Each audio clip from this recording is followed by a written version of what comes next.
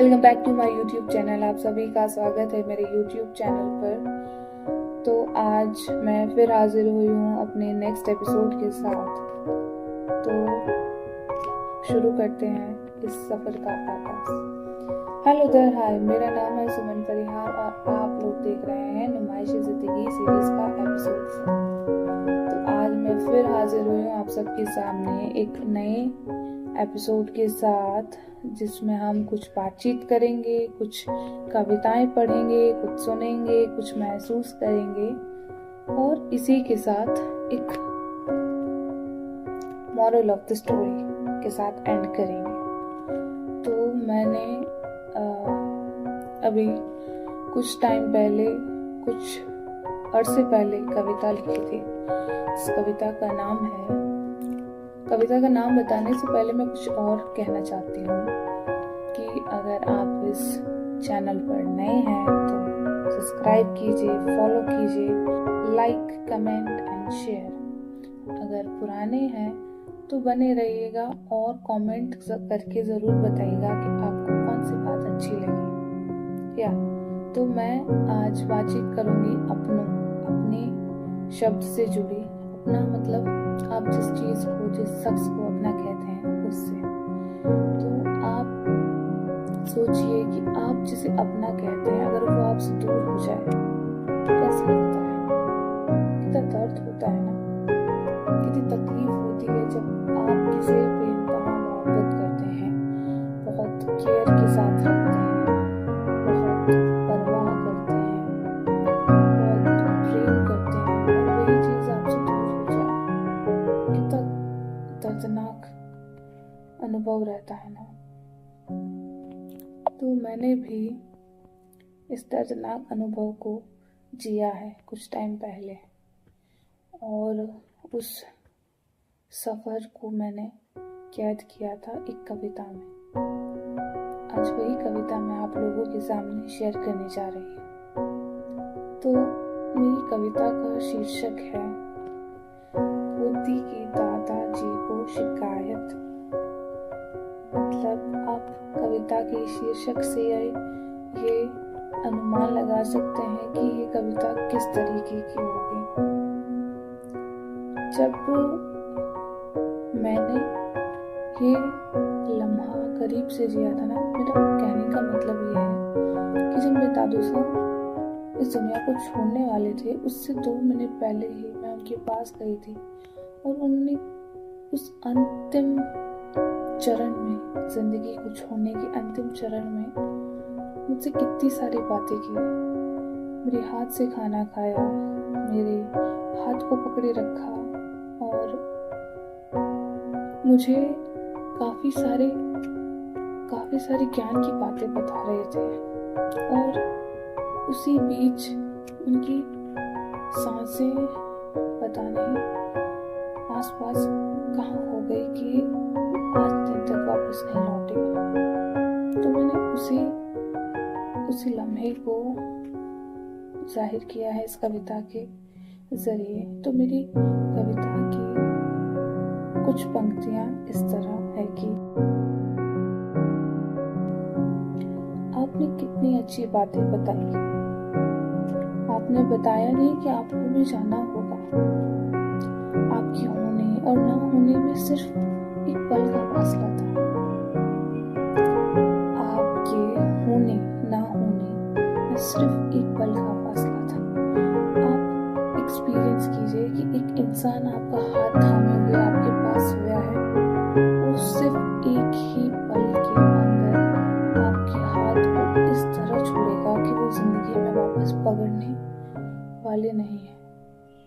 ये बिल्कुल हूबहू वही लम्हा है जैसे कोई सीमा लांघ कर जा रहा हो। आपके होने और ना होने में इतना फर्क कि कोई सीमा लांघ कर जा रहा हो। मुझे अच्छे से याद है, आप तो उठ भी नहीं पाते थे। मुझे अच्छे से याद है, आप तो उठ भी नहीं पाते थे। जो दुआएं आपने दी उसे सच साबित तो करके जाते। जो दुआएं आपने की उसे सच साबित तो करके जाते। मैं वहीं थी आपके पास, मैं वहीं थी आपके पास, आपको कहीं जाने थोड़ी देती।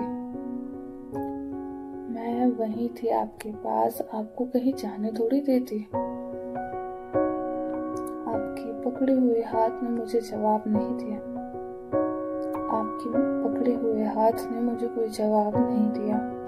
मुझे नहीं पता कि कुछ रोज बाद आपको गायब हो जाना है।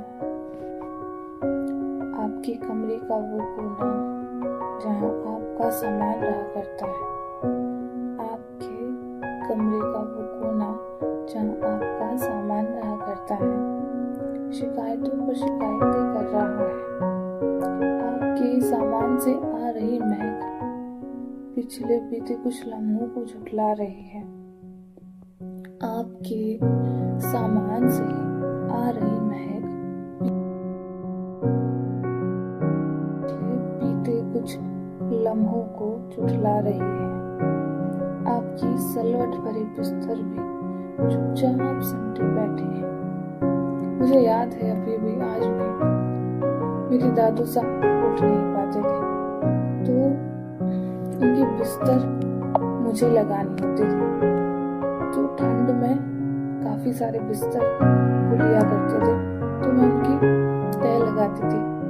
तो दादू साहब इस चीज को लेकर हमेशा थैंकफुल होते थे कि बेटा तुम मेरे लिए इतना करती हो ना, लिटरली मेरे लिए बहुत है, बिकॉज मैं तो ये चीजें नहीं कर पाता ना अपने आप से, तो तुम ये करती हो तो मुझे लगता है कि कोई माँ अपने बेटे को सुला रही है। तो वो बातें मुझे आज भी याद आती है। तो ये बिस्तर वाली बात जो है मुझे आज भी ऐसी लगती है कि जैसे वो लम्हा फिर से मेरी आंखों के सामने आ रहा है। आपके सिलवट भरे बिस्तर भी चुपचाप सिमटे पड़े हैं। आपकी दवाई के डिब्बे भी टेबल पर तैयार खड़े हैं। आपकी घड़ी आज कहीं नहीं छुपी हुई है। आपके घुटनों की वो आधी किश्त भी घूमना भूल गई है। मुझे अच्छी तरह याद है जब मेरे दादू साहब अपने घुटनों की टैबलेट ले आते थे तो वो टैबलेट जो है उन्हें आधी लेनी थी, आधी प्रिस्क्राइब की गई थी, तो मैं उन्हें 2 टुकड़े करके रख दिया करती थी। तो जैसे सेकंड डे होता था तो वो जो आधी टैबलेट होती थी वो हो दिया करती थी कभी कभार। तो वो कहते थे कि ये तो खो गई है, अब मुझे ढूंढ दो वापस। तो जब मैं ढूंढ के देती थी तो जैसे कोई बच्चा कितने खुश होता है कि वाह मुझे मेरी चीज मिल गई, इसी तरह मेरे दादा साहब बहुत खुश हुआ करते थे, चलो भाई मिल गई आखिरकार। तो ये वही टैबलेट वाली बात जो एक जीता जागता दृश्य हमेशा आंखों के सामने आ जाता है। आपके घुटनों की वो आधी किश्त भी घूमना भूल गई है। आपका कीपैड वाला फोन स्विच ऑफ होकर सो रहा है। आपकी लाठी किसी हाथ को ढूंढ रही है। आपकी व्हीलचेयर खड़ी रहकर थक गई है। मेरा कान आपकी आवाज को तरस गए हैं। मेरी आंखें और बाकी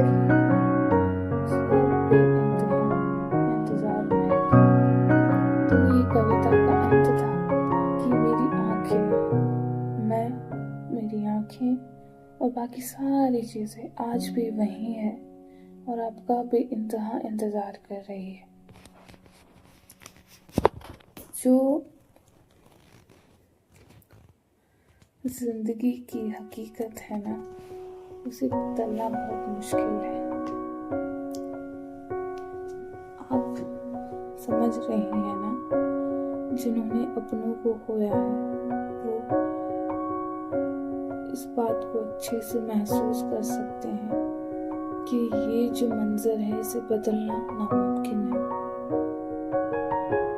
मैं भी कभी कभी सोचा करती हूँ कि दासा को 1.5 से 2 साल हो गए हैं और आज भी ये बीते 2 साल जिंदगी से गायब हो गए हैं या जिंदगी में है ही नहीं।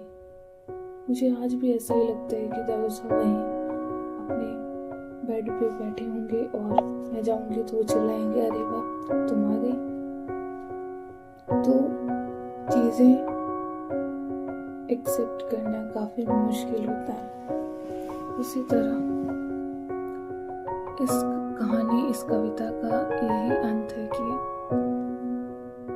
आप जिनसे नाराज हैं, आप जिनसे बहुत प्यार करते हैं, जिनसे नाराज हैं उनसे नाराजगी दूर कर लें, और जिनसे प्यार करते हैं उनसे इतना प्यार करें, इतना प्यार करें कि उनके जाने के बाद याद करने के लिए कुछ तो होंगे लम्हे जिन्हें आप याद करके खुश हो सकें।